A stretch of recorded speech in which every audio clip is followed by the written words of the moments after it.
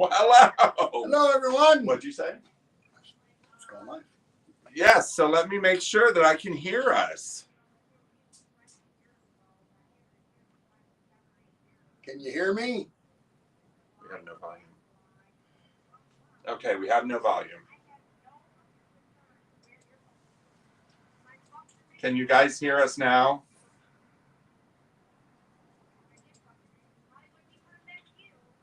I don't have any volume. Oh my goodness. We have no volume on here. Do you guys, can you hear us? Mom, can you hear us? Of course not.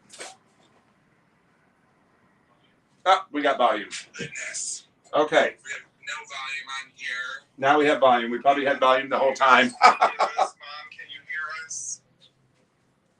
Hi, Shirley. Yep. Okay. So you guys can hear us good. We're good to go. We've got. I gotta keep this turned down. I am not gonna. Yes. Hi, guys. I can hear you. Perfect. Oh, good. Bill can hear us too. So I'm working on my mics to make it better and stuff like that. But we have a loaded show for you guys today, don't we? Lots of stuff. So as you know, Steve is now going to be joining me, and we will have guest hosts here and there. Nikki will be coming on to do a brooch show with us, and then we're going to have some other guest stars. Of course, everybody who comes on is a guest star, right? Everybody who comes on is a guest star. Everybody who watches is a star, too. So we want to start. Yes, I know, right? So we want to start out by saying that this Sunday is Easter, right? And we will be closed on Sunday, so don't come down for after Easter lunch and visit because we won't be here. But we are having our Pick Your Own Percentage Day sale, which I'm going to show you right here. Those of you who are on all the other streaming channels, we are going to do our biannual Pick Your Own Percentage sale, and we used to have an Easter egg hunt, but a couple of very, very what's the word I'm looking for? Old biddies.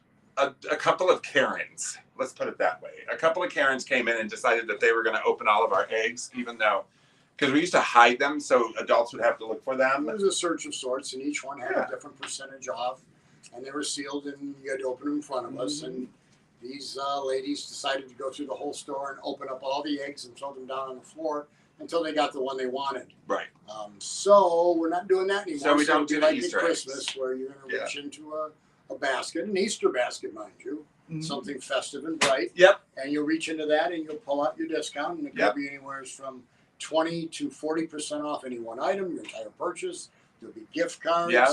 It'll just be fun because it's the day before Easter and we're all out shopping. We're doing last minute Easter baskets. We're doing so and so is coming to dinner, so we need to pick up something for them as well because adults like Easter baskets too. And come in and you might be able to get that one thing that you've always been looking at for a cheaper discount. So anyways, that's April 19th. That's this Saturday. You got to come in because I know that a lot of the pinups are going to be coming to pick up the calendar, so you will be able to see them as well. And just have a good time. I love it. So that is this Saturday. Correct. And people tend to love it. They seem to love it. Yes. It's a crazy day, though. I'm going to tell you, though, that our biggest day is Small Business Saturday, where we do the Pick Your Own Percentage as well. But, everybody's in the holiday spirit then. Okay, so we're going to start with something Steve brought. Let's start with this thing right here. And for those of you who are on Instagram, I'll hold it up to you guys. But on Facebook, I do have this, so you guys can check and see. This is one of Steve's favorite things. I'm just fascinated by this and mesmerized looking at it. It's called a crucifixion bottle. And as you can see, it's constructed inside, and it has all of the little accoutrements and Catholic symbols from Jacob's Ladder. There's a chicken in there. I don't know what that has to do with anything. And then on the very bottom, it's also dated. But it's so intricate and so different. It's dated, what does that say, 1818? I think it's 1834. 1834? Right here, look, you can kind of see it. But it's 1848. It's mesmerized. 1848. Just to look at that as far as... I want to drop it. But I think it's a rock crystal jar, too. Bottle, and that is just something. I'm not a religious person, but that is something that I'm just fascinated with. Why are you so And it's fascinated not with this? the miniature, the work involved, just how inclusive it is of all the different aspects of Catholicism. And for someone to have made that and put it in such a way that almost 200 years later, however they constructed it, I don't know if it was with glue or just pegs and holes, but You know what? it lasts. Nothing's come loose, I gotta and tell it's you. just mesmerizing. I gotta tell you guys. I should have put a picture in here for context because this is the whole bottle. The whole bottle, including the lid, is 3.5 inches tall. 3 So, inches with just the bottle. I mean, to me, the person who did this are the same people who paint scenery on rice. Well, to have carved it and then executed the construction in the bottle, and for it to just be as well done as it is just, it's mesmerizing. So we thought this would be cool to show, even though Easter is the resurrection for the most part. Right. So it's the right time. So it's just really cool. And I believe it was made in Poland. In Poland. So now, people, this is what I think of when I see this type of thing. Is I think of, you know what? These are the types of artists. These are the types of things that happen when you don't have your face stuck in a phone. These are unsigned. I mean, this one's signed, but more often than not, the people who would be able to do this, nobody knows who they are. No. Their names are lost to history. Luckily, he put his on the bottom of this. But that is just thing crazy. is so small and fragile, it'd be hard to believe that many survived. And I have found others, but none nearly as intricate as this or as small. So this is one of his favorite pieces. He talks about it all the time. I think it's cool that we get to spotlight it today. Yes. It's pretty cool. So and Nikki's going to ask to buy it again. Yes, she is. I know she is. She wants it so bad. So anyways, the second thing that we're going to talk about, I do not have a picture of, but he's going to hold it up, and this is one of his favorite pieces. So the next item is something I keep in a cabinet at home, and whenever it comes time for Easter, I pull this one piece out, I put it on the bookshelf, and I say, all right, I'm done decorating for Easter. It is the one thing that I do put out that is Easter related and nothing else. It's very reminiscent of the Victorian embossed Easter cards with the little chicks and carts, but I've never been able to find another one. I believe it's German, but it is just the cutest little thing, and it looks just like one of the Easter cards, the Victorian Easter cards. That shows up nice. You're doing a good job showing it. Is it marked on the bottom, Steve? It's just got a series of numbers, and I believe Germany. And Germany? That is super cool. But the fact that the little flag, their beaks, and the flowers on the top, nothing has ever been damaged or repaired. It's just mind-boggling to me. And the fact that I can't identify it or find it anywhere is all the more frustrating. This is an iconic image too, because a lot of vintage, it does say Germany, a lot of vintage postcards, you see this image on it. Yeah. You know what I mean? I've never seen it in ceramic. When do you think that this is from? Probably 1890s to about 1910 would be my guess. Did you guys see it's marked Germany underneath? Let me hold it. Oh, he's afraid I'm going to drop it. I probably will. You have a history. I probably will. And I'm sure most of them have seen it happen or heard it. So anyways, when this goes away, I'm done decorating for Easter. It's so funny because it never goes away. It sits at home. I got my Easter bonnet on. Steve said it looked like a shower cap. I do too think it looks like a shower cap. Isn't that crazy? Like Esther Williams. Isn't that crazy? It looks like a shower cap. So anyways, you got to come in and check out because we carry Pretty Little Things, which is Lana Lenore's jewelry line as well as her hairpiece line. And as we are going into Easter, these are great things, especially if you don't have like your traditional Easter outfit. These are a great thing that you can actually just put in your hair or put on a hat or on your purse or something, or a little, something like this. And then all of a sudden you have an Easter outfit. So these are great if you're going out to brunch with mom, something to that effect. So come in and check them out. They're not terribly expensive, so you don't have to worry about that. And then one of the other things I want to talk about, let's talk about some of this stuff. What do we have here? Okay. So Easter egg hunt, and I know that that's done throughout the year, right? But a lot of people do it on Sunday of the actual holiday, or the Saturday before, right? So what do you get? Because you're not going to do real eggs in this time. Well, little kids ain't gonna want eggs. They're not going to want real eggs, right? Plastic eggs with the prizes. Yeah. So it's see, these are eggs. Look, they've got the piece of paper in it.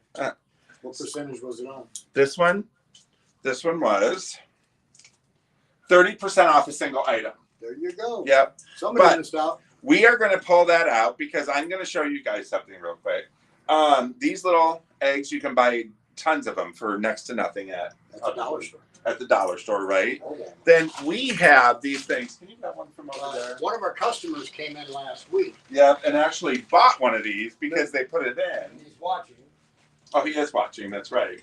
So we're stealing that, Bill. We're giving you credit for your idea. Bill. So let's say you have a lot of kids, right? These are packages of party favors. Yep. Not terribly old. They're probably 5 to 10 years old. Yep. But we have them in all superheroes, Hello Kitty, Barbie, all kinds. They come with all these little items for you to have for a themed birthday party for a child. And it's not just for little girls either. There's Batman, you guys. Look at this. There's Batman. There's Mario Brothers. We've got other stuff over there that's for boys too. And these are fantastic because if you're going to do the whole, let's say you want to do an Easter egg hunt for the neighborhood kids, or let's say you have a lot of young kids in your family, you know, and you want to do an Easter egg hunt, that could get expensive, especially if you want to put little toys and stuff inside of them. So these make it a lot easier because you can take these, and I pulled out like the little rings and stuff because the little kids that are picking these up, they don't care. More than half of the items will fit in an egg. You just throw it in the egg. And the larger items you can just sprinkle in the basket. Throw into the egg, close it up, hide it. Now they got the egg and they got a cute little toy inside. And no candy. And no candy. Yeah, no candy. So they also come in a larger size. So the larger size. Do you have me a pair of scissors? I should have been prepared, people. But you know me, I'm not prepared. He asked for scissors. Yes, look at those. Here, cut the washers open. So we're doing this because I want you to see. So for instance, we have these cute little, they're toys, right? You wear them and then you have to put the little silver ball inside of the little ball game. The holders, a little ball game, but it won't fit in a little egg. So you get the larger egg. You can buy the larger eggs and you put it in there and you close it up and you hide it. And they have a cute little watch game that they can use. So these are great, and you literally get. Hold on, it will tell me. 100 pieces. 100 pieces in here, so you can hide 100 eggs, and the next thing you know, you have got a good time for all the kids, and you didn't spend a ton of money. These are $20 for it, and then you're probably going to buy. Do you know how those come? The eggs, usually I think in dozens. In dozens, you buy a couple dozens eggs for like probably less than $20. Oh, more, a lot less than that. Yeah. So for under $50, you can do an entire neighborhood. Yeah. And they walk away with a little gift. And it's not candy. And it's not candy, so they're not killing their teeth. These are the things you want to think outside of the box, especially since we're dealing with eggs being so expensive and things becoming more expensive, and you're so worried about, you know, saving money and stuff like that. These are a great way to still have the good time, but not spend a ton of money. You know, I remember being a kid and eggs weren't expensive, but you never wanted the hard-boiled eggs. No, you wanted the eggs with something in them. Let's say you can't, you buy a dozen eggs, you color them, but you usually buy 2-3 dozen. So now you go out and you Easter egg hunt. And maybe you put like a $5 bill in one of them and whoever gets it. Yeah. You know what I mean? Something to that effect. So these are great. We got tons of this stuff, you guys. So they would be great. I mean, the kids would love them. Bill, you got to let us know how it went over at your end of when you did this. How much are those?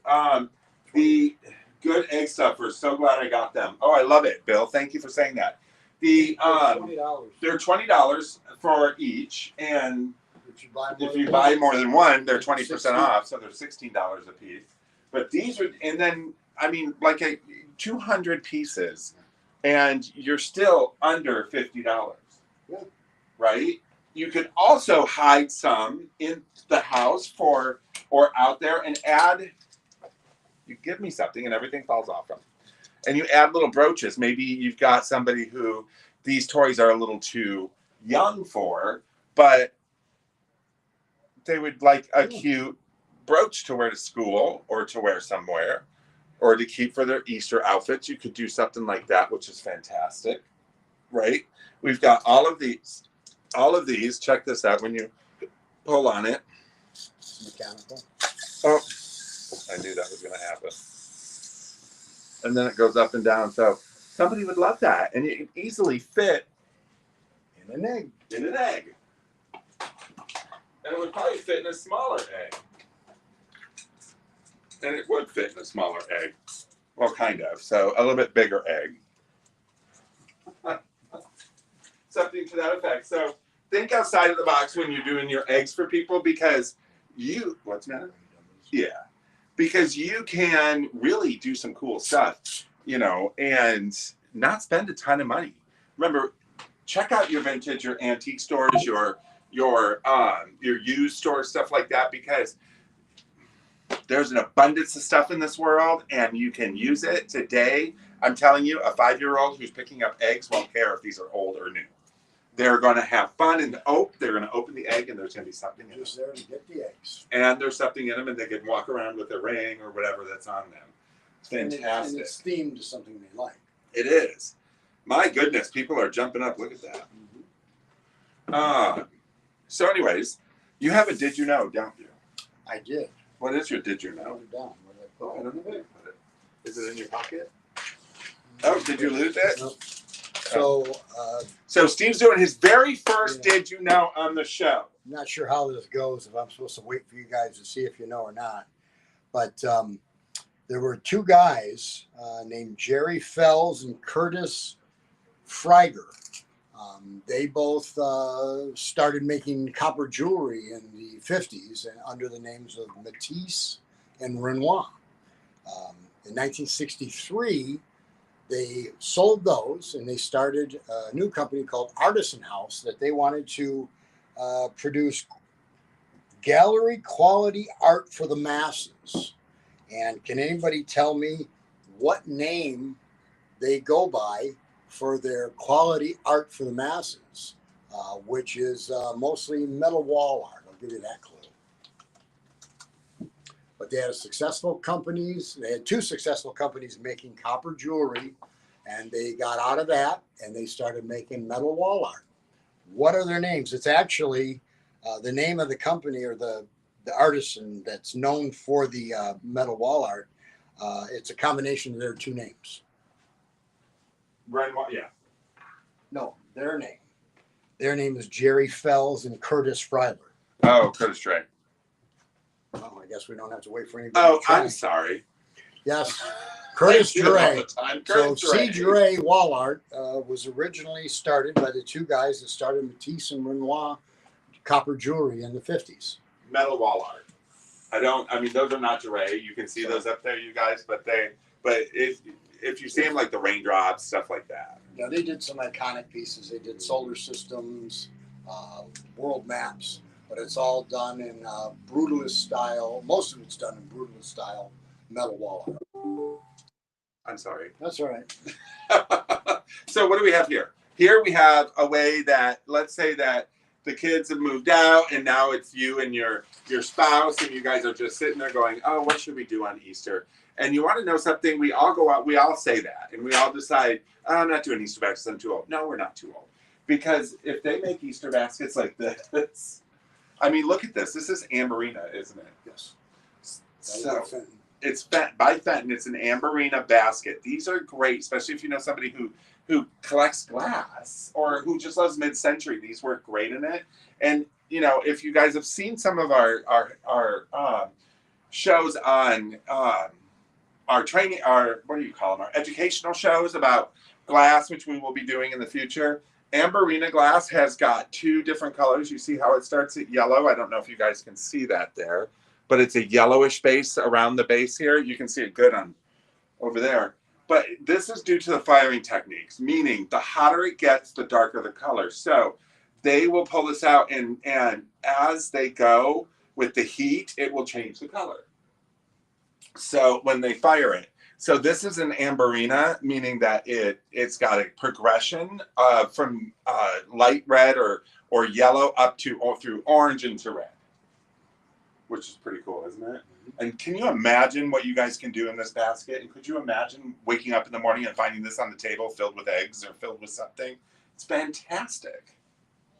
But maybe that's too big. We have little ones. So maybe you spend a ton of money on the kids. Yeah. And you'd still want to get something for mom. This would be great. Or just for a spouse that loves it and it's still got the Fenton sticker in it. Mm-hmm. It's still got the Fenton sticker in it. Oh, can you guys see that right there? It's right there, the Fenton sticker, which is pretty cool because I think these are cool, but I think they're only cool in my mind during Easter. Well, for a long time, this kind of stuff fell off in popularity, but it's really gaining ground. I used to pass up Fenton glass all the time, especially the ruffled baskets. And it even says Fenton underneath. Now they sell every time we get them. Isn't that crazy? Things change. So these are good, because it's part of the Easter lore of the rabbit running with a basket of eggs, which is interesting to me. Another thing you can think out of the basket for eggs. Let's say you have somebody who loves vintage acrylic box purses. When would you say this is from? Probably 40s, 50s. 1940s and 50s, and this is a higher end one, right? It's got all the rhinestones around it and everything. The latch pops open and you've got a basket. The name's on there. Oh, yep. Gilly Originals of New York, you see here. And the reason I'm showing this to you is because this would make a good Easter basket for somebody.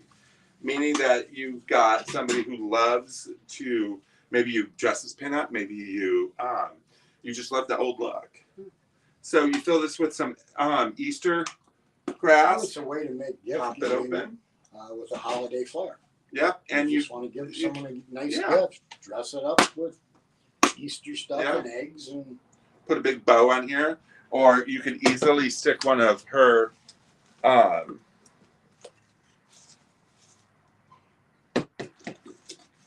like it this way. I think you could easily stick one of her flowers on it somehow, and make it cute. Isn't that fantastic? You guys could do so much with these, and we've got a few of these.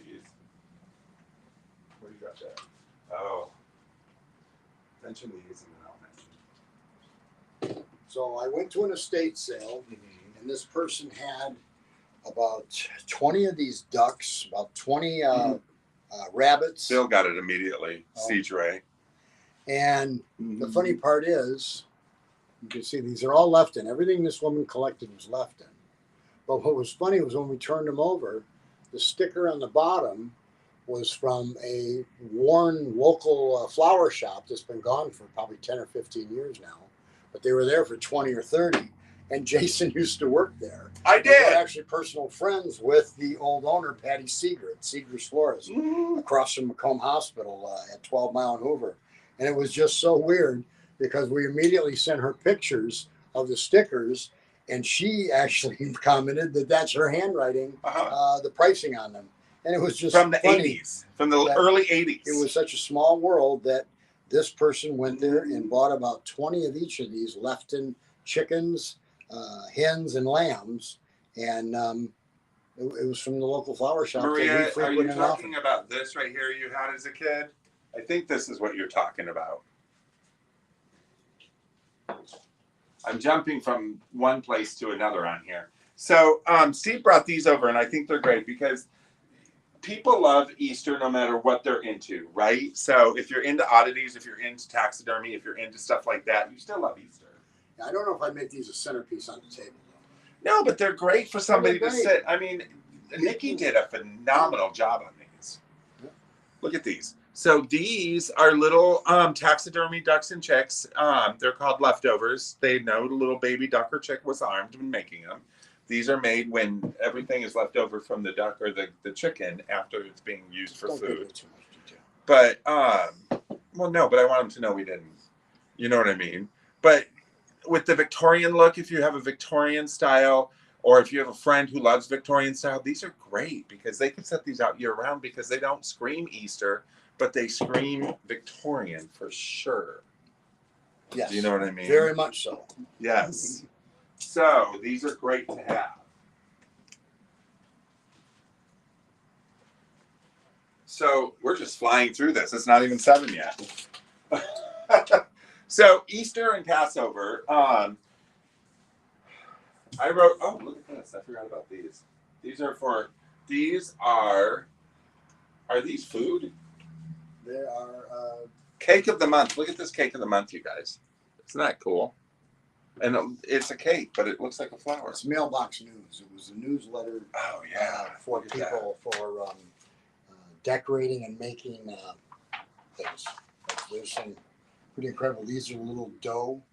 When are these from? I think they're 80s. 74. 74. 1974. Look at that mom cake. Because what comes right after Easter, you guys? Mother's Day. So, you know, look at that mom cake. Isn't it? Let's show them. Because you have the one that has the Easter stuff in it. So, I don't know what these are. These are marshmallow people. Now, those are dough people. Those Dough ones people. Where they shellac them and you bring them out every year. They're scary. But they're made out of dough. Look at this. Is that a cake? It is an Easter basket cake. Oh, yeah. Yeah. So check that out. Easter basket cake. Aren't those the coolest things in the world? You gotta love it. These would be great. It tells you how to make them, how to store them, and everything from wedding cakes to Humpty Dumpty cakes. How fun is that? This one is 1975. Then we have 1973, so that's earlier, and 1974, so 3 years in a row on how to make these fun, fabulous cakes. There used to be a lot of newsletters in the 60s and 70s on how to do all these home type crafts. We had macrame, cake decorating, canning. Also, one of the things I wanted to show you: Easter cards, Easter cards, Easter postcards, stuff like that. They're always sought after, right? Steve came across some of the coolest, and those of you on Instagram, you've seen these a little bit. But Steve came across these really super cool 1940s, 1950s aluminum, right? Birthday cards, yeah. Aluminum birthday cards. They don't open. There's just a little paper placard on the front that unfolds so that you can sign it on the inside. So, nothing happened. I promise. It did. I broke it. But, okay, so here's this one. And you can see the little salutation is on the little drop down. But these are so cool. And they have their little envelopes. But I'd almost frame them because look at the light. That picks up such great light. The aluminum on them has not been exposed to. Here's a green one. Anything that faded it, anything that marred it. Isn't that cool? 1940s, really 1950s. Perfect. A birthday remembrance. So apparently the word remembrance wasn't only for, like this, red roses for remembrance and filled with joy and cheer, not only for your birthday, but for every day of the year. All inside that little tiny card that's inside the middle of this. So we were joking because Reynolds Wrap probably was part of this. Probably are. At that bet. I mean, look at that. Aren't these the cutest things ever? And we do have Easter cards over there. Not these cool, but Easter cards over there as well. So I got to tell you, as we go, Steve and I, you remember I talked to you guys, I tell you about all of the different, I almost sat down and there's no chair there. That would have been a fun thing to watch. So we talk about if people leave negative, not negative, but if people leave stupid comments, rude comments and stuff, and it's not a comment I'm going to talk to you about because we haven't gotten any, but we sell on eBay. Yes. And we sell on different things and we do quite a bit on it. And we had somebody give us a negative for the first time in how long? 6-8 months. 6-8 months. And so when we're reading it, it was clear that why did he give us a negative? He was angry that we charged shipping. He wanted free shipping. So he bought the item for $15. He paid for shipping. And then he said that it was a complete ripoff and that we should have given him free shipping. But he Never bought once it. asked us. Never asked in advance. No, for never once anything. asked us. But then again, there's nothing we can do. We can't change shipping. The post office charges what the post office charges. We don't ship things without some kind of a tracking. There are some services that are cheaper, but the people say it never arrived, and then they get their money back, and you're out. So we have to have tracking on items. It's just part of what we do. So let me break this down. It actually was $11.99, I think. Yeah. So it was an $11.99 item, and shipping on that was $7.12. It does seem high, but all shipping is high. That's what it is. And so that's with tracking. That's ground. And so if we would have offered free shipping, we would have made $4. No, because eBay took their 20%, so we would have been actually in the negative. But the thing is why would you buy something, agree to the price, and then leave it negative because you've changed your mind that you agree with the price? Because you're angry. Angry and petty. I think that in this world, we need to really pay attention on what we're doing because, you know, you can ruin a small business that way if enough people did that. And when we're dealing with people all over the world when it comes to eBay, I could understand if it was like Australia and it's $28 to send a card to. I could understand irritation on that aspect. Well, the post office is going up exponentially every year. Well, you know, we're 14 years old here, and when we started with eBay, we, I think first class shipping was $3.12. It's $7.20 now, 14 years later, and probably going to be going up. We can't control the shipping. No, but the thing of it is people need to try to make it effective for themselves. Buy multiple items. We'll gladly combine shipping and anything and only charge one shipping charge. But for you to buy an item and then complain about the shipping after the fact, to the point that it's a negative blemish on our record, it's just petty. It's hi, John. Asinine. It is, and it's hurt. It's, you know, we're all just trying to make a living, and when something like that happens, it's like a sucker punch. But anyways, I don't want to dwell too much on the negative because we could go on for decades that way. I want to dwell on the positive, but the person did get something they really wanted. Yeah, they did. And we live in the real world, so I have to throw in real world things as well and stuff. But you've got some stuff over there that is not technically Easter driven, but it is some new stuff that came in, and I know people love to see some of the new stuff we get. Steve's going to talk about this, and those of you who love Hot Wheels, this is a good piece.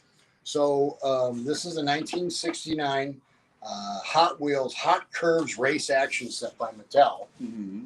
And we've had this before, but there's something different about this one. Yes. Well, what they did was they would put two cars in the box, and you didn't know what the cars were necessarily, but there's a little window up top. But this one normally sells for $80 to $125, but this one has a very special car. If you look in the window up top, you can see that there is the pink custom Volkswagen, which is a really rare car. And that kind of almost doubles the price on this piece just because of that car.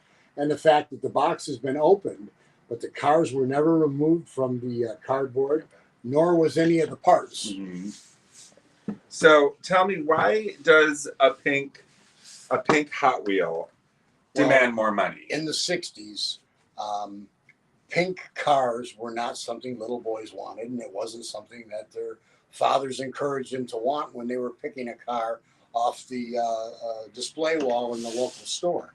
So now some of the rarest color, well, just about the rarest color on Hot Wheel red lines is anything in pink. And this being the custom Volkswagen as well, which is a very desirable car with a desirable color, just adds this set. It takes it up a level to where it's very desirable. And it's in part because of the car. So I'm looking to see if there's a date on it. 69.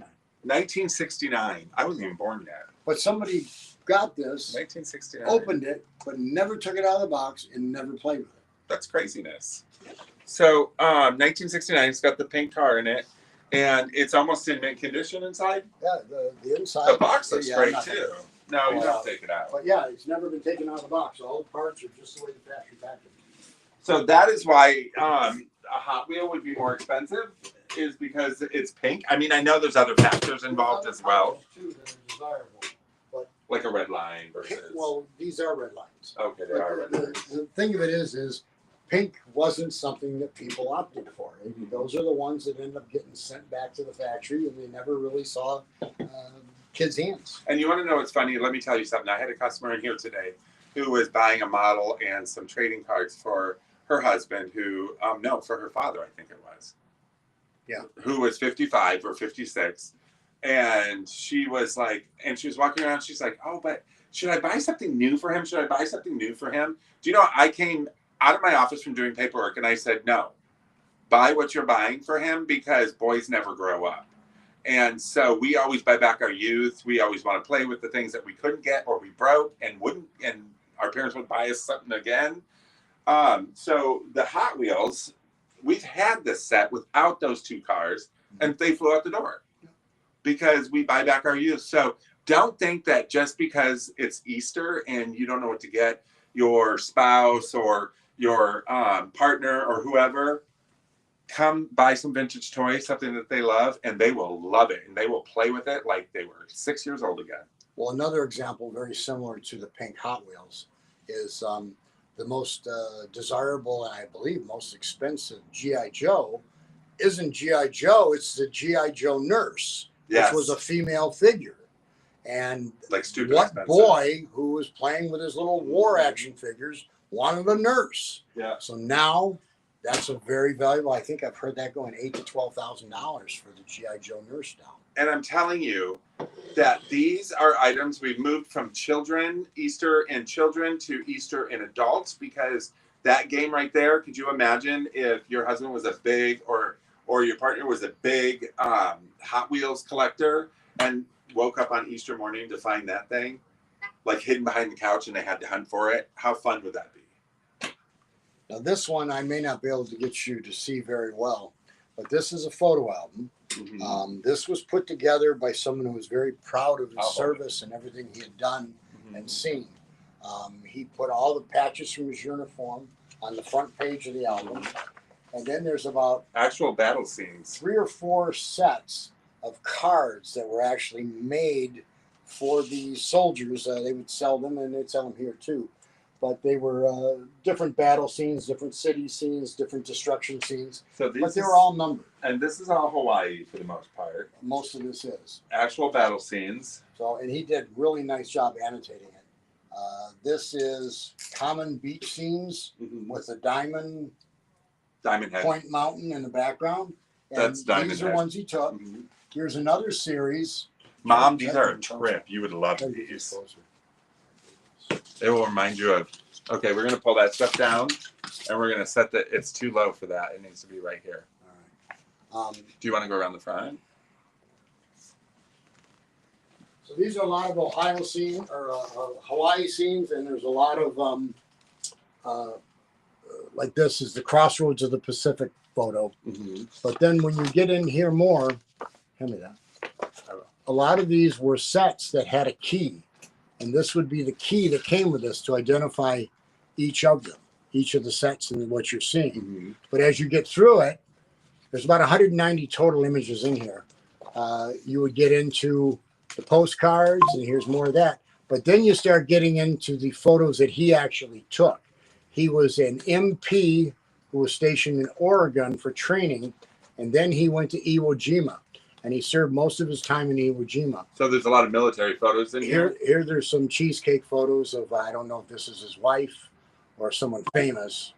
Oh, that's cool. But then when you get back here more, there's more luau and Hawaiian. There's another set that has the key for what they are. But then when you get here, this is where you see the actual scenes of him as a military police officer, enforcing rules, doing things. And then there's a few in here of the whole crew getting drunk. But there's some in here, like here, this one, bring this one up. This one says, me and my Tommy gun.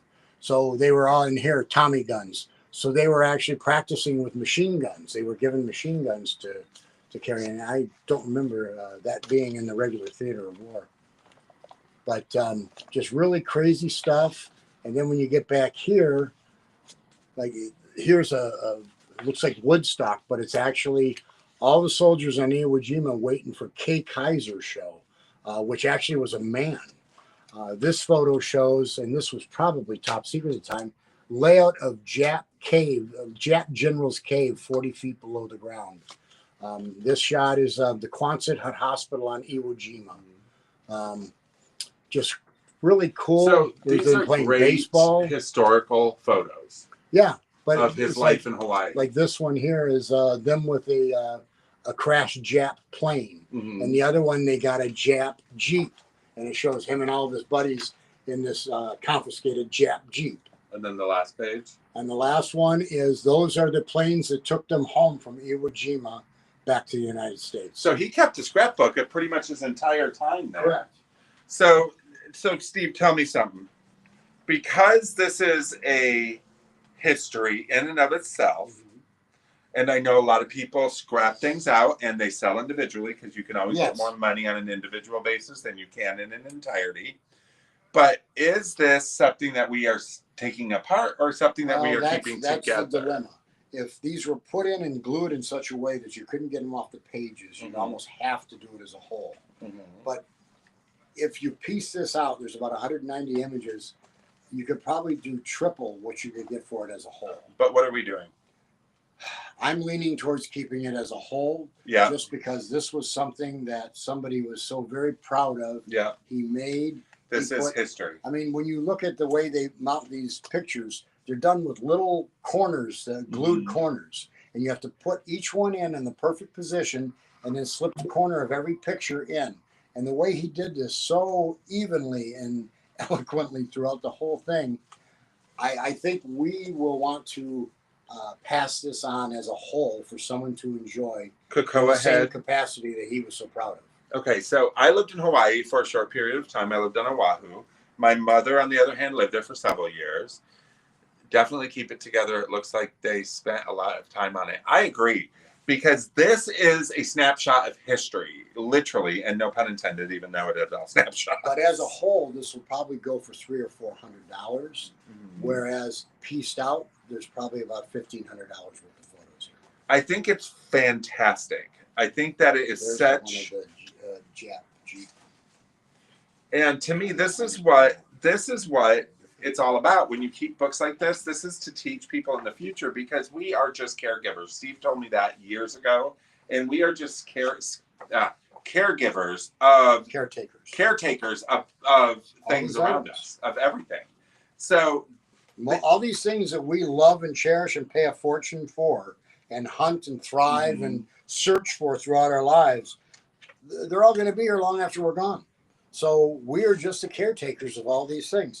And this is the picture. Isn't that cool, of Mom? I know. In the confiscated Jap Jeep. That one too. I just thought that one was cool. I've never seen a Jap Jeep.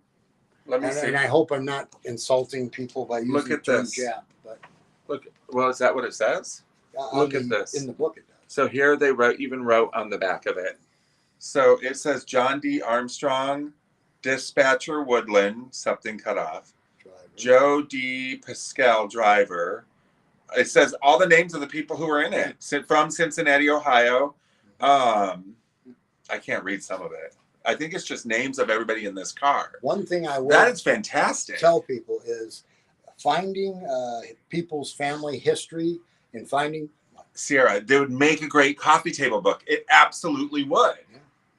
But finding these types of things and finding families that are getting rid of them, just for your own peace of mind, if you annotate things and date things and say who they are, your descendants are more apt to keep them because they know who they are. Well, I'm going to tell you, we have an entire dresser over there. We have thousands of photos here, and they're mostly all unidentifiable and not annotated. Whereas if you annotate them, your ancestors and descendants are more apt to keep them and be proud of them. Well, if they know who they are. They can put a name and a face to it. Yeah, because I mean, I have pictures If that you have old photos of your parents and grandparents and they're not annotated, annotate them. Put them, say who they are, when they were from, and give the information. And it's more likely that someone in the future will be enthused enough to try to keep and save them. This is cool. Was this in it too? Yeah. So these were in it. Check this out. Here, let's switch places. That's where he check this out. Trained for military police. This is military police detachment in Camp Adair, Oregon in 1911. Yeah, it says 1911 right there. The camp started in 1942. But take a look at the graphics of Santa Claus. Look at that from 1942. The graphics are fantastic. And then these are when you got to Camp Adair. This is a little booklet. McCoy, that's your thing. This is a little booklet that told you of for after duty hours. There were service clubs, there were theaters, there were guest houses, Oregon beaches, Mount Hood, all the things that you could do while you were a service member there. That's funny because it's Christmas dinner on here. So this is about the time when you would see Marilyn Monroe over there, right? No. When did that happen? Was Korea. That was the 50s. That was the 50s. So who would have traveled over there in the 40s? In the 40s, the OSOs. I mean, that's how Carol Lombard died in the Carol plane Lombard. crash. Big band. I think Benny Goodman or one Benny of the Goodman. big band leaders died in the crash. In order to support the war effort, Hollywood was a huge fundraiser. The stars, a lot of the stars actually went into the service. I think Clark Gable, Gary Cooper, a lot of them actually stopped their Hollywood careers, and Elvis was later. Yeah. And all went over and actually they didn't fight in the war, but they were part of the OSO, which would entertain the troops. They would go into areas that were somewhat dangerous and do shows. They would appear in their cantinas and the different government, what do you call it? OSO buildings that were throughout the world in different cities where these guys could go in and be entertained. There were a lot of girls there that would dance with them. It was just made to make them feel good about what they were doing and close to home and feel like part of home. But where else would you go and dance with a Hollywood movie star? I know. And a lot of times they were stuck over there during holidays like Easter. So they would come over and they would make them feel better and stuff. So again, this is something that could be given for Easter. It's something that could be coffee table book like Sierra had said on Instagram, and just conversation pieces. And I think Bob Hope was the king of all that. He, I think, did more for the troops worldwide in every engagement we were in from World War II up until I still want his house in Palm Springs. I mean, the man was just phenomenal for the troops, and he really did everything he could for them. If you have never seen his house in Palm Springs, look it up. So, Steve, tell me about these. Because these are good gifts for the guy in your family or the person who likes to collect, because some women like to collect the beer and the atomic. The whole space mania thing in the 50s and 60s really and took since, off. Katy Perry and all the women's just went to space. This is the Rocket Bank. It was called the Strato Bank. Look at this thing. It's so cool. It is very, very futuristic. A lot of times this company would make them and sell them to banks or other businesses. They would put a decal on the part where his thumb is on there. Ooh, does it work, Steve? Let's try it. And okay, so I cocked it, meaning that I took this little plate here. Let me do it. Here. So I'm going to do this. This is not a electronic bank. It is a mechanical bank. And let's go back a little further so you can see. Here I have the red plane on top. I'm going to pull it back like you cock a gun almost, but you don't. You stick the penny. Is it going to go like that then? Okay. You stick the penny. Oh, it fell. Sorry. You stick the penny on top, so you balance it on top, and then he's going to hit it. No, it's this right here. And it shot it into the world. Into the moon. Into the moon. Isn't that the coolest? So it would have been a fun way of saving money. Right. Well, kids were, And quarters will fit in there. everybody was enthralled with the Mhm. whole space aspect and space exploration. And, see, And it's you got can the see bottom. And it's got the key. from the rocket that they're saying was going to be used, there was nothing like anything that actually flew. And it's in there. So at that point, they were still theoretical. Mhm. I don't think the space race had really began in earnest with ships that were actually capable of going out there. So Easter, Mother's Day, any day. So this is probably late 50s, early 60s. Early 60s. So it would have been during the moon landing, not during the moon landing time. But they would do advertising. They would put a little decal on here and say countrywide savings or your credit union. Oh, you could. Oh, okay. They were giveaways. The So banks this would be made lots before of- it became that. Before it No, became a no, giveaway. they would have made them as toys too. Oh, okay. But the decals would flake off and drop Right. off. So, but depending on the decal and the bank or the financial institution that's on there, that can add value, sometimes up to double. You can roll up bills and put in there. Okay, so look at the holes underneath. This hole right here says for bills, so you can roll up a bill and put it in there. Isn't that hilarious? I love it. So these are great, and we do not come across ones that work well. No, a lot of times they're soft pot metal, so there's not a lot of strength, and anything that is has a lot of pressure or movement is apt to break on these. So with Especially mechanical the fins. banks, These fins really. this is 1960s. I don't see any screws. I don't see anything like that. So it's probably done with the because it probably opens completely when you unlock it, right? No. So how is this held together? Rivets on the inside, probably, because I don't see anything. But one, oh, here's one. It's a rivet right there. So one of the things you want to look for when you're dealing with, And those are just. yeah, those are rivets. Just Oh, here it says, oh, Stratobank. Oh, it's called Stratobank. I love that. said that again. So this is an original, and these do get repopped. I haven't seen repops. Well, the mechanical be- banks, I mean, Yeah, in general. the mechanical banks go back to the 1800s. The ones from the 1890s up to about Spring is good in there. 1920, those are repopped all the time. But those were cast iron. Right. This is much This later. is cast aluminum. This is probably in the last 30, 40 years of mechanical banks. This is much later. It's got writing all inside. So there's writing all inside too, you guys. It might be from here. Yeah. So then tell me about this one, because this is something that we carry, and Yeah. it's Michigan made. This is Doro Mold Company, Detroit, Michigan. Doral Mold Company, Detroit, So Michigan. So this is was made even here made in here Detroit. in Detroit. So tell me, why is this one rare? This one is rare because it's chalkware. Uh-huh. You can see from the bottom. Chalkware is very soft, very chippable. It's very water or even moisture in the air can make it lose its finish. This one is for the Frankenmuth beer. It's the Dachshund, The Frankenmuth here. Frankenmuth Ale. This is probably 1940s. 1940s. We have two Yeah. of these. Yeah. He came across two of them. But they're very cool. They have the local connection. If you were to get out of this area, it probably wouldn't be as desirable because it doesn't have that umph Unless you collect with the dog. dachshunds. unless you collect Dachshunds. So it's Or a you probably have multi-collector some German piece. or Bavarian heritage. Now, time is, we go from running to not. I know, it's almost time. So, anyways, we recap real quick.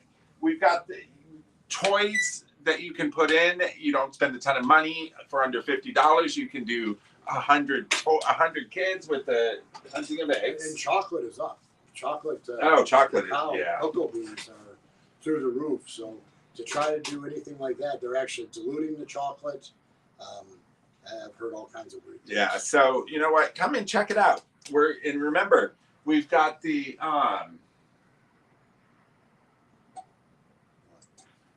pick your own percentage this Saturday.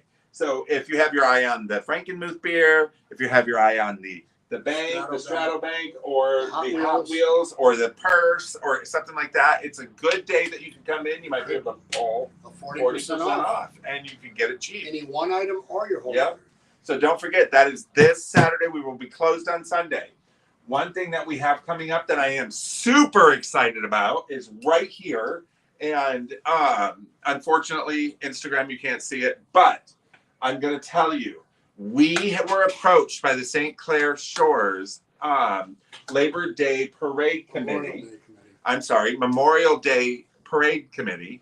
And I'm going to tell you that the St. Clair Shores Memorial Day Parade is the largest Memorial Day parade in all of the Midwest. It goes on forever, does it not? It's a yearly thing, and it gets quite the turnout. So we have never participated in it because it actually stops a mile down from where our store is, 2 miles down. But this year they approached us because they were very interested in having the pinups from the Detroit pinup culture, which we control. And so I talked to 4 of the girls, and we're going to have them at the parade, and we're going to have a. Do you know what kind of car this is? It's a convertible. 1965. It was the 65 Chrysler, I think. Yeah, so they'll be in convertibles. We may have some other cars come in, but we're going to have Lindy Lamore, Malin Mitten, Lana Lenore, and Shelly Galore all there. A lot of oars, yes. And but these are women you have seen at Autorama pinup shows. You've seen them at Hot Wheels pinup shows. You've seen some of them at Viva Las Vegas in Las Vegas. So it's pretty cool, and I'm pretty proud to have been approached to ask about this. It's pretty cool, isn't it? Mm-hmm. Very cool. So I love it.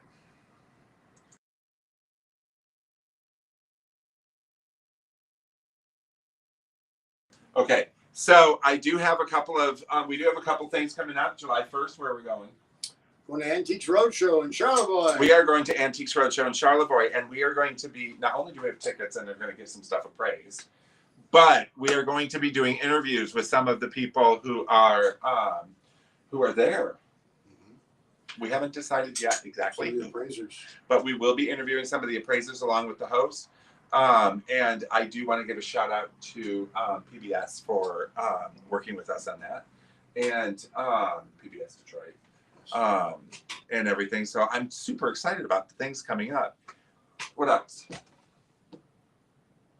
I don't know, but if you have not been on our YouTube, jump over to our YouTube. There are shorts on there that you can't see anywhere else. Only on YouTube. There are conversations with the gold guy. Did you guys love our gold show last week? We're going to be doing some more stuff with the people with Harvey, who handles all of our gold, and we're going to do some fun stuff with him going forward. So I'm excited about that. He's even talking about doing a big jewelry or gold buy here at the store. Yes, so that's something we're working on, but there's been no definitive date because we have to run ourselves through the city to get licensed for it. So we're working on it, and hopefully it'll come soon. But as long as gold stays up. As long as gold stays up. But we're also going to be doing some seminars possibly about educating you on ways of selling your gold and what to do and what not to do. But I'm excited. So jump over to... well, Kitchi Couture, I love the name. Jump over to YouTube, give us a follow on YouTube, take a look at some of the shorts and videos that you do not see on Facebook and Instagram and all of those. Also, Facebook is starting to remove their videos because they probably have way too much. They don't have enough space for it all. So you will only be able to see past episodes on YouTube and on Amazon Prime, which you can watch in the convenience of your home. And I'm super excited about everything coming up. How about you? I'm really excited. I gotta watch what I say. No, it's after a half an hour. You can say what you want. Oh, okay. But what were you going to say? Happier than a cat carving up shit. Oh, so as you, I love it. I love your name too, by the way. Anyways, so you came in at the end. So Kitchi Couture, make sure you go back and you watch some of our show or any of the previous ones. If anybody has anything that they want us to talk about, if they want to tap Steve's mind, please let us know. I am looking at having Nikki with us next week, and we are going to be talking brooches. And are brooches used for, are men wearing brooches now? Yes, they are. And we're going to tell you which ones to use. Yep. So thank you guys so much for watching, and join us next week.